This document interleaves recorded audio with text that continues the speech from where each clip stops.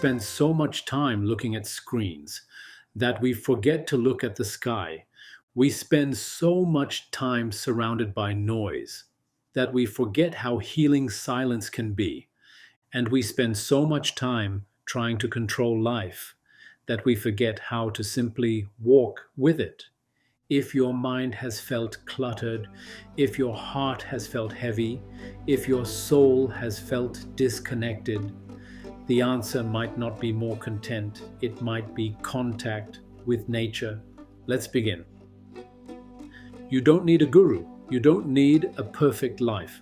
Sometimes all you need is to step outside and walk among the trees because nature isn't just scenery, it's medicine. And walking in it slowly, consciously, is one of the most ancient, most powerful ways to bring calmness and peace into your life. Let me tell you a classic story. In ancient Japan, samurai warriors would walk barefoot in the forest before battle. They weren't training, they weren't meditating, they were simply walking to align their spirit with the earth. They believed that walking in silence among the trees would steady the heart, quiet the mind, and prepare them for whatever chaos was to come. This practice is now known as Shinrin Yoku, or forest bathing. No phones, no rush, just presence. And this ancient ritual, it's now backed by modern science. Studies from Japanese researchers show that walking in nature lowers cortisol, the primary stress hormone. It reduces blood pressure, it enhances immune function, it even boosts serotonin, the neurotransmitter linked to happiness. When you walk in nature, your nervous system shifts from fight or flight to rest and repair. Your breath slows, your heart rate balances, your thoughts become less frantic, and your soul feels seen again. And it's not just biology, it's spiritual biology. Let's look at what different traditions say. In Islam, the Quran says, "Indeed, in the creation of the heavens and the earth are signs for people who reflect." 3:19:0. Walking in nature is a form of dhikr, remembrance of the Creator through His creation. In Sikhism, Guru Nanak Dev Ji found enlightenment while walking along rivers, through forests, under stars, seeing the oneness in all things. In Judaism, the great sages would retreat into the countryside to meditate and connect with God through the silence of the land. In Christianity, Jesus often withdrew to mountains and gardens to pray in solitude. Nature was his sanctuary. In Hinduism, the ancient sages and rishis lived in forests. The ashrams were surrounded by trees where they composed the Vedas and meditated on the Absolute. And in Buddhism, the Buddha himself attained enlightenment under a tree, the Bodhi tree. His entire teaching began with stillness in nature. So across time and tradition, one truth remains. Nature is not outside you, it's part of you. When you walk through it with awareness, you're not just moving your body, you're realigning your soul. Let me share a personal insight. There have been days when the mind was too full. The to-do list never ended. Emotions were heavy, decisions unclear. But instead of trying to solve it all from my desk, I would simply walk. No headphones, no answers, just walk.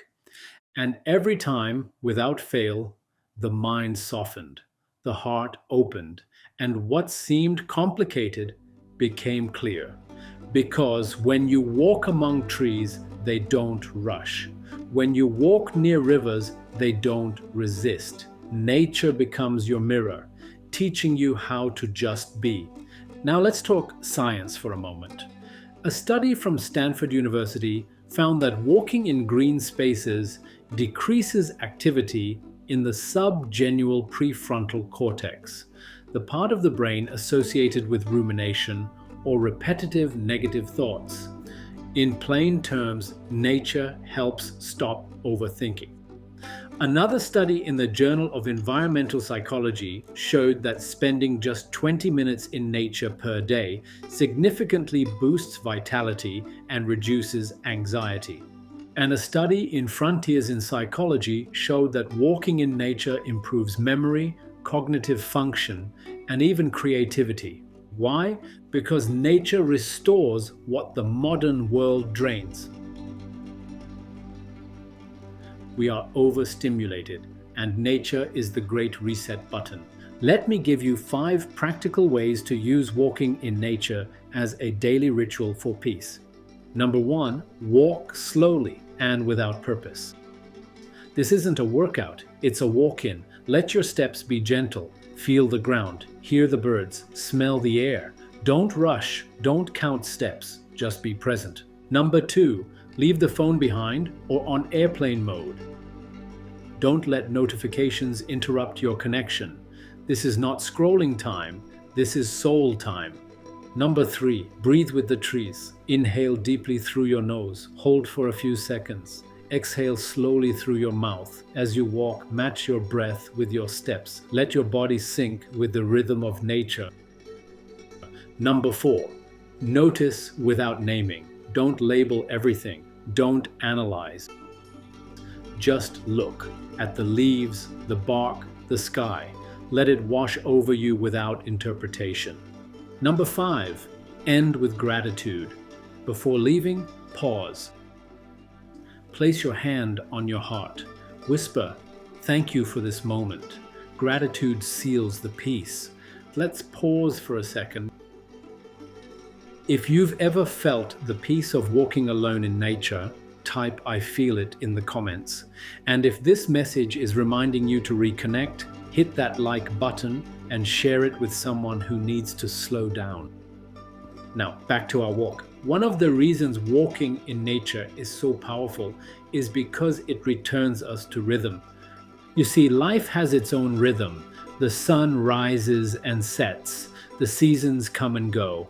The tide moves in and out. There is a divine timing in everything. But in the modern world, we fight that rhythm.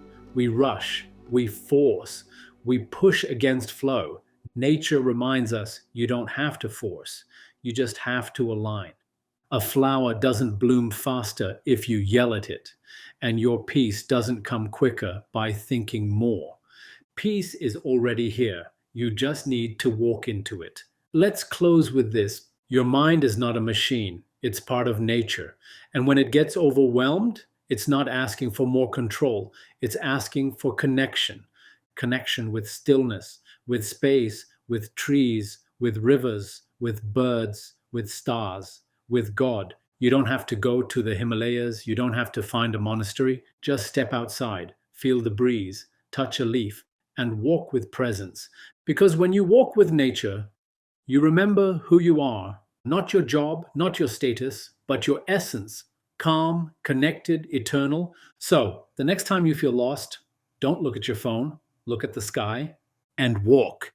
This is Amit Kainth, The Mindset. Until next time, walk slower, breathe deeper, and return to the rhythm of life. Don't forget to like, comment, and subscribe. And today, make time to take a walk. Not to go anywhere, but to go within.